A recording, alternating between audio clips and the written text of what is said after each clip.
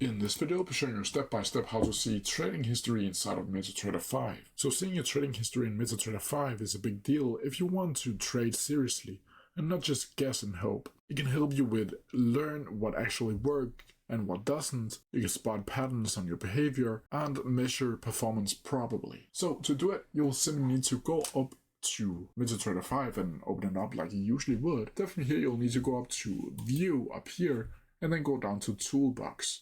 You'll also be able to click Ctrl+T on your keyboard to get this up right here. Now from here, if you're on a live account, a new page will pop up here called Trading History. And because I'm on a demo account, this will not work, but if you are on a live one, it should be up here. Once you do that, you'll simply need to click on it, and then from here, you'll be able to add the categories up here and select categories, auto grid or grid, and then you can end up export your trade history inside of Metatrader 5.